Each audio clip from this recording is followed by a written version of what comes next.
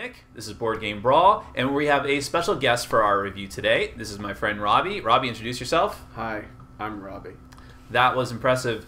And Robbie's going to help me with today's review because we're going to be reviewing his favorite game. But before we get to that, Robbie, what type of games are your favorite?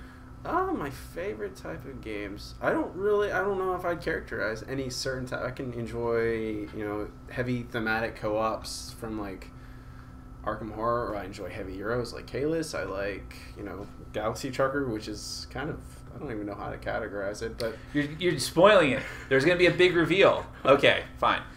The review today is Galaxy Trucker. Sorry. But okay, well, I was very non-committal of you. My favorite type of game, I would say, is something that is, I don't know, medium style difficulty, has a little bit of random chance injected into it, and has competitive. All right, that was too much detail.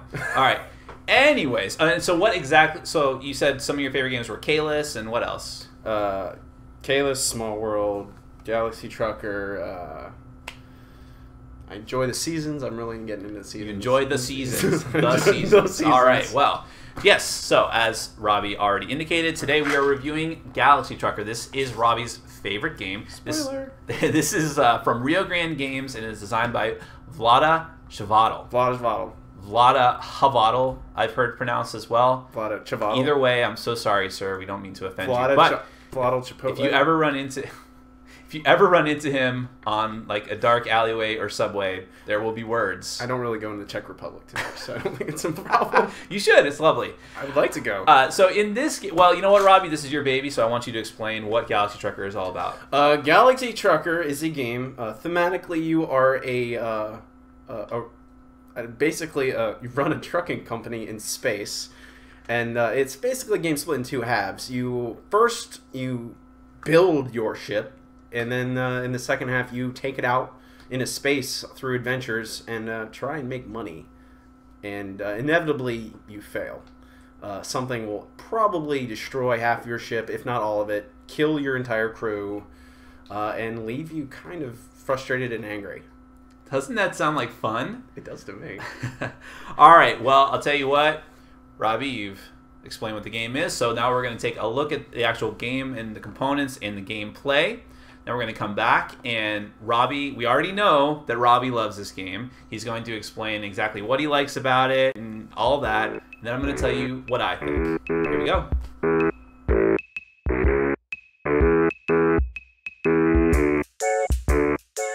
So we have this player board here, which is going to represent your ship. Now, this is specifically the ship you'll use for round one. This is where your core will go, and there's all the cores kind of look the same, just of a different color. I'll show you in a moment. And then you're going to have the general framework of your ship, which is where you're going to put all the tiles representing the pieces of your ship.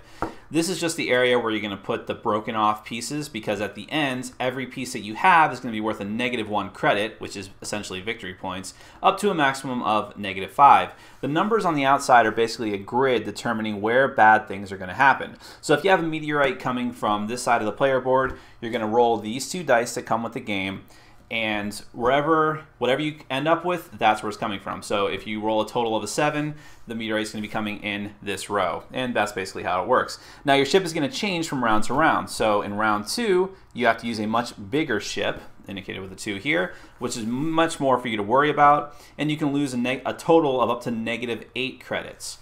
And it's still stuff around the edges where meteorites might come and bad things can happen. And in round 3, you have an even bigger ship to worry about and a even heavier potential loss of credits. There's also a variant for round 3 on the back that looks like a very familiar starship, if you can use your imagination, but this is strictly a variant. You don't have to use it. It's just for people that want more of a challenge. Now there's another player board here, which everyone's going to use throughout the game, and this is basically an upkeeping board to keep track of where players are and how much you're going to get for certain goods. So this little area here is actually going to change depending on what round you're in. What happens is you'll take this little card for round 2, flip it over for round 3, and put it there. But the first thing here will tell you how much of a space there's going to be between your players' ships on this little spaceship track. All your little player ships look like this. You can have up to 5 players in the game. And whoever is the first player, which I'll get to in a moment, starts there. And then depending on the round, you'll leave certain spaces behind the second, third, fourth, and fifth players. This is a little bonus. Depending on who gets to their destination first, second, third, or fourth, you'll get that many credits. This is a bonus for whoever has the prettiest ship when they get to their destination, and I'll get to what prettiest ship means in a few minutes. These are how much money you're going to get for the little goods that you deliver at your destination. Goods are represented by cubes that come in 4 different colors, and reds are always the ones you want to sell the most because you get the most money for them, then yellows, then greens, and blues in that order. This is just a representation reminding you that you're going to take negative credits for each piece of your ship that you lose, like I already explained. Down here, this is where the timer is going to go, and yes, this is sort of the centerpiece of the game. When you start the phase of building your ships in rounds 1, 2, and 3, you're going to start the timer off here and set it off, and then when essentially when the timer runs out, no one has to do anything. But if someone feels like they're far enough ahead, they can at any time reach over and flip the timer over onto the next part of the player board and keep it going. Now, when it gets to the start space, or I should say that when it gets to this space right before the start space, whoever wants to flip it over has to actually be totally done making their ship. Then they've earned the right to flip it over and put it on the start space. Down here are spaces for the adventure cards, which are basically random events that the players are going to have to go through when they've built their ship and they've sent it careening off into nowhere. These are just little reminders about what meteors and bad things are going to do to your ship and what can protect you from those things. Also, you have these little tokens here that go from 1 to 5, which are basically player order representations. Whoever feels like they finished their ship first gets to reach over and grab the 1, and then in order, whoever's next takes the 2, 3, 4, and 5, so on, until everyone's taken a turn representation marker. Now, there's all kinds of little credit markers in the game, and credits are basically victory points at the end, so those are very good to have. And like I said, there's all kinds of goods, like cubes representing here. You have these little things that look like vitamins or little candies, so keep them away from kids and pets. These represent batteries that you can have on your ship that will power different things we'll get to in a moment. And you have all kinds of little spacefarers that you're going to have on your ship. The little white guys are just like your little astronauts, your human astronauts. The purple and brown guys are little aliens that you need special modules for, and they'll give special effects to your ship. And about that ship, like I said before, everyone's going to be using tiles to construct their spaceship during the shipbuilding phase. And here are the various kinds of tiles you can get. So everyone's going to start off with a core. The core always goes in the center of your board, and they all have the same amount of connectors around them, and they have different colors representing whatever color player you are. You have single engines, which you're going to need whenever you hit open space to get you through space. You can get double engines, which will go even faster, but these little green bars here represent that you need batteries to power them. You have laser cannons, which can go on any side of your ship. Oh, I should mention that engines have to go on the back of your ship and have to be unblocked, but laser cannons, which can point in any direction, but really only have the most effectiveness if they're pointing to the front, and you can use those to destroy meteors. Double laser cannons are even better, and they're really good for destroying pirates, but you need batteries to power those as well. Cargo containers are what you need to actually carry goods across the universe. Now, ones that have this sort of blue-gray tint to them can carry any of the yellow, green, or blue cargo cubes, but they can't carry red because red is hazardous. For that, you're going to need cargo containers that are actually red. And there's different, I should mention there's different types of cargo containers that have 1, 2, 3. Some of them are mixed, so they have a red with 2 grays. Here are the actual batteries. Now, in order to get batteries, you're going to need to have one of these on your ships to power some of the other fun things your ship can do. However many little battery packs are on here, you're going to take that many batteries when you're done using your ship, completing your ship. This is a shield. You need batteries to power this as well, but depending on where this is placed on your ship, it can protect you from meteorites and laser fire. And this is a little human cargo or human crew pod. When you have one of these out here, you're going to put a human crew member on it. This is a special crew pod for the alien, which will let you put one of the little brown aliens, and the brown aliens can give you a bonus to your engines. This will give you a purple alien, and the purple alien will help you with your combat, with your lasers, essentially.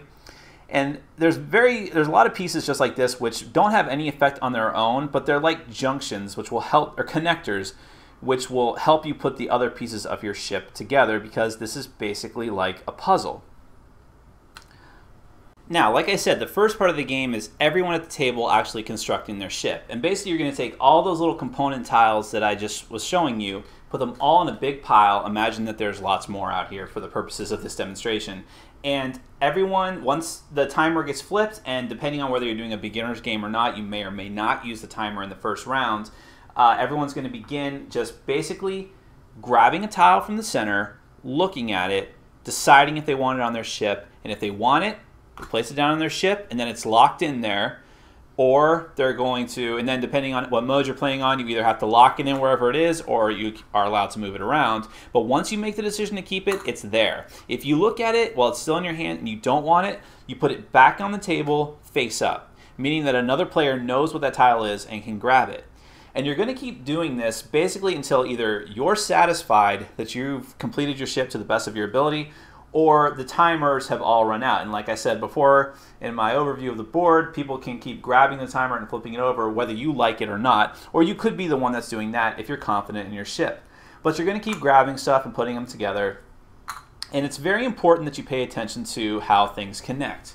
So for instance, this is a legal connection because if you're, I'm sorry about that, because if you're looking at these connectors, you see that they match up okay. However, I could not do anything like, let's get a better example, that's not the core. Well, obviously this would not work because there is no connector there, so you can't put these two spaces together just like that. Nor could I, let's figure out a good example. I couldn't do that because those two pieces don't match up correctly. And it's always a bad example to have, it's always a bad thing to have a piece of your ship with an open connector near the edge of the board, because that makes it more vulnerable to attacks like meteor attacks, and more likely that you're going to lose pieces of your ship when it actually gets down to flight time.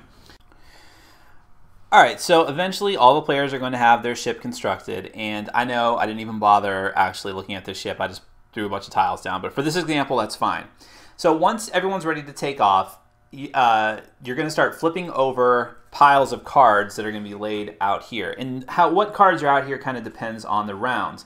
If it's the first round, then you're just going to use the first round cards. If it's in the second round, you're going to take some of the second round cards, mix them with the first round cards. In the third round, you're going to take some of the third round cards and mix them up with cards from both of the other rounds. And the thing is, if you're playing the full version of Galaxy Trucker, then as you're actually pulling tiles and constructing your ship, you have the option to look at the cards that have already been laid out so you can see what's coming up. But even if you do that, other random cards are going to be shuffled into each of the piles after everyone's done constructing their ship. So there's still a lot of unpredictability. But let me give you an example of some of the cards. Now these are from round 3, so some of these are particularly nasty, but I thought I should give you an indication of what you're in for anyways. So these are, these are open space cards, and these are probably the most benign of any of the cards you're going to find.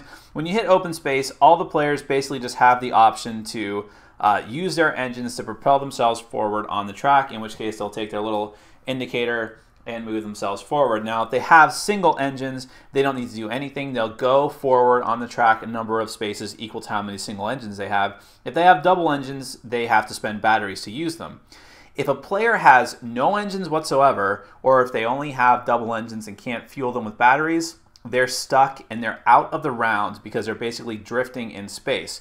You have enough inertia to get through all of the other cards that happen, but not open space. So that could still be horrendously bad for some players. Abandoned space station. If you come across an abandoned space station, starting with whoever's farthest ahead on the track and working backwards, each player has the choice to sacrifice 10 of their astronauts or aliens in any combination to inhabit the space station, and basically they pay you this amount of cargo as a reward. Now, if the first player decides they want this, then that's it. That's the only player that gets it. In other words, there's only one of these and only one player gets to take advantage in turn order. This number down here indicates that whoever does take advantage of this, if anyone, has to move their ship back 2 spaces because you're taking the time to actually inhabit these people on the space station. And I should point out, like I said, some of the ones from other rounds would be less workers. This is from round 3, so it's particularly stiff cost. Now, planets.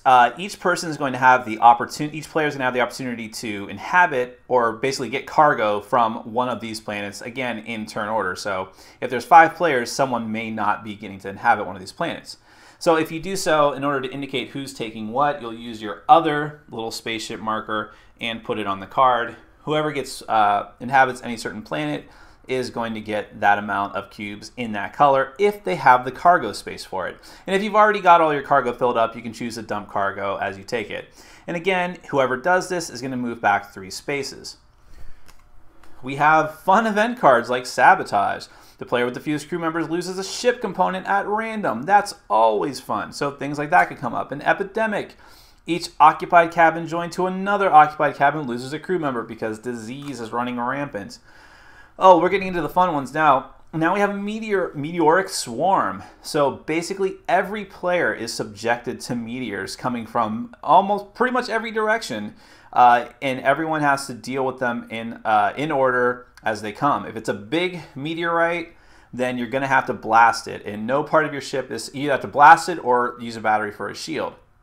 If it's a little meteorite, which the rest of these are here, you might be okay if you have, unless you have exposed connectors.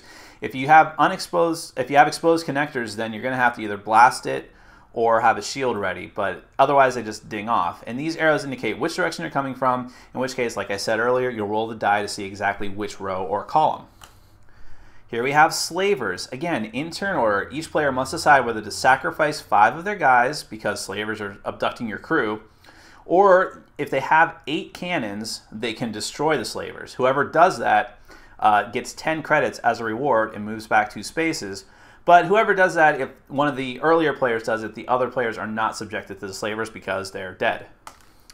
Same thing with the pirates, although it's much worse this time because the pirates are actually going to attack in much the same way as meteors do, all directions of your ship.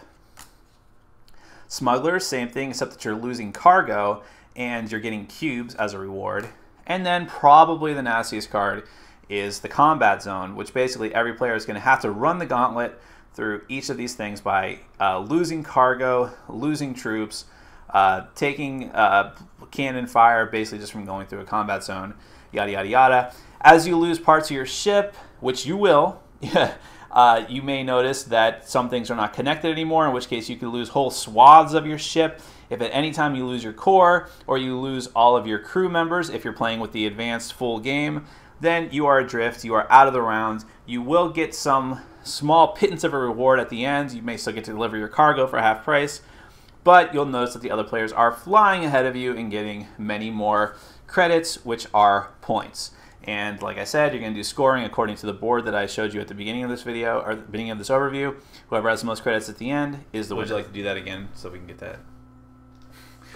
All right, so that's Galaxy Trucker, and I'm going to let Robbie go first. We know that you love this game. Tell us why. That's kind of a complicated question, but its core. Oh boy, hunker down. It's really it's like a puzzle game that changes every time you play it. It rewards repeated plays. Like the more you play it, the better you get. I played it probably a couple dozen times at this point, and I've gotten better every time. I learn to get better at it depending on whom I'm playing, how they're playing.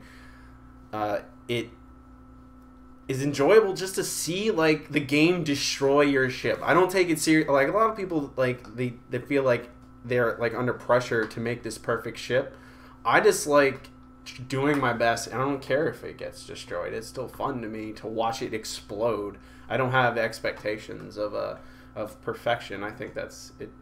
It rewards you for trying your best and doing the best, but it's fun either way. Like if I succeed, I'm happy. If my ship explodes and I die, that's fun too. Okay, so you mentioned that people don't like some aspects of that. Can you understand that why some people don't like that, or yeah. Is it? I mean, I generally, for a long time, I didn't like. I mean, I don't like it in video games when there's timers on things. Like you have to do this in 12 minutes. There's no time to do anything else. You can't think about what you're doing, and in some games, I don't think a timer is terrible. In this game, I think the timer it makes you move. It makes you think on your feet. And okay. I understand I know that's and the luck thing, because if you don't like you're building something. You spend half an hour building your ship or whatever it is, and then you go out on this adventure and you're doing really well and you got all the cargo you want, and then suddenly an asteroid comes in and crushes half your ship. Everything you done is gone. All that effort for nothing.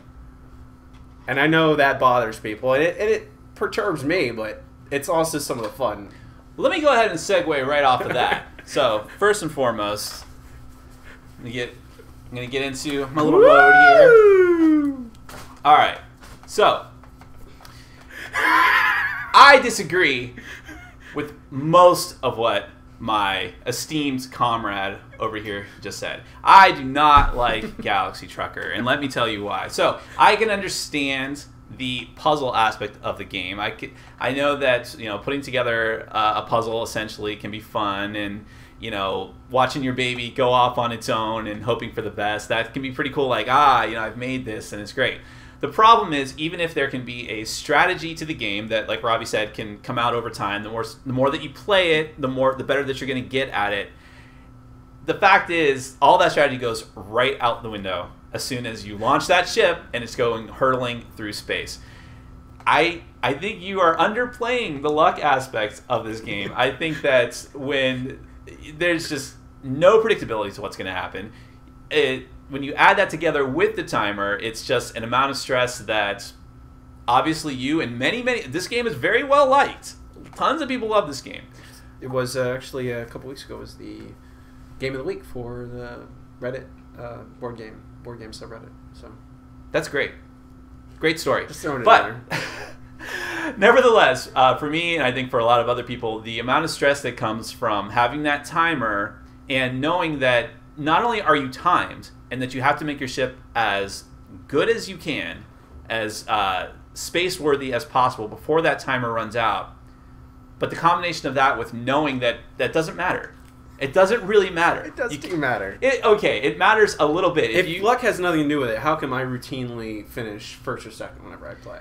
You can be better at designing a ship, but let's say this: if you're playing with a bunch of noobs, people who aren't very familiar with the game or have only played a couple of times, then no matter what it is, you're going to do better on average. But if you were playing with a group of, how many players does it go up to? It goes up to now 5 with the expansion, but I would not suggest it. Probably 4. All right, so if it goes up to that many players, if you're playing with at least 1, 2, 4 other people that are very familiar with the game or very good at the game, then can you honestly say that strategy matters? If you're all at the same play level, a little. Yeah, some enough for me.